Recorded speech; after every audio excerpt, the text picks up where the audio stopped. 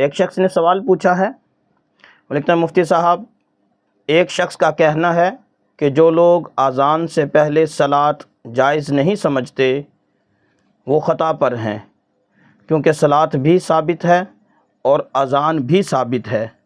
جب دونوں چیزیں ثابت ہیں پھر اس کا انکار کیوں؟ مفتی صاحب شخص مذکور کی اس دلیل سے کیا اذان سے پہلے صلاۃ ثابت ہو سکتی ہے؟ وضاحت فرما دیں۔ جی میرے محترم بھائی، اس شخص کی یہ دلیل جہالت پر مبنی ہے۔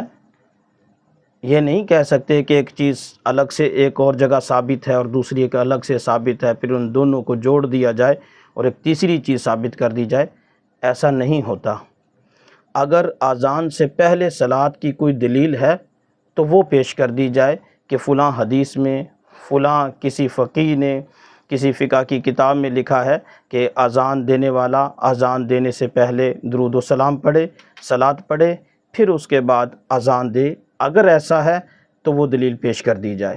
رہی یہ بات کہ اذان سے پہلے آپ نے کہا کہ اذان بھی ثابت، صلاۃ بھی ثابت، لہذا دونوں چیزیں جب ثابت ہیں تو پھر اس کا انکار کیوں؟ جب دونوں چیزیں ثابت ہیں تو اذان سے پہلے درود بھی یہ جائز ہوا۔ یہ نری جہالت کی بات ہے۔ اس طرح کی تو بہت ساری چیزیں ایسی ہیں، مثال کے طور پہ میں آپ کو بتا دیتا ہوں، کلمہ طیبہ کا جو دوسرا جز ہے یہ ثابت ہے اور اذان بھی ثابت ہے۔ حالانکہ ہم اذان میں کلمے کا دوسرا جز نہیں کہتے، صرف لا الہ الا اللہ کہتے ہیں اور اذان ختم ہو جاتی ہے۔ اگر کوئی شخص کوئی دوسری حدیث لے آئے جس میں کلمے کا دوسرا جز بھی ذکر کیا ہوا ہو تو کیا اس کی اس دلیل کی وجہ سے ہم اذان میں پورا کلمہ پڑھیں گے؟ اذان دینے والا جو مؤذن ہے وہ لا الہ الا اللہ کہ محمد رسول اللہ ساتھ کہے گا؟ ہرگز نہیں، ایسا نہیں ہو سکتا۔ اسی طرح نماز جنازہ بھی ثابت ہے اور اقامت کہنا بھی ثابت ہے، تو کیا نماز جنازہ سے پہلے اقامت کہی جائے گی؟ کوئی شخص یہ کہے کہ اقامت کہنا تو ثابت ہے اور نماز جنازہ بھی ثابت ہے، جب دونوں چیزیں ثابت ہیں تو کیوں نہ ان دونوں کو جوڑ دیا جائے؟ اسی طرح اذان بھی ثابت ہے اور عیدین کی نماز بھی ثابت ہے۔ کوئی شخص کہے اذان تو ثابت ہے اور عید کی نماز سے پہلے ہم اذان بھی دے دیتے ہیں، اقامت بھی کہہ دیتے ہیں، یہ چیزیں بھی ثابت ہیں، عید کی نماز بھی ثابت ہے، تو کیا اس شخص کی اس جہالت کی وجہ سے ہم عید نماز سے پہلے اذان اور اقامت کہیں گے؟ ہرگز نہیں۔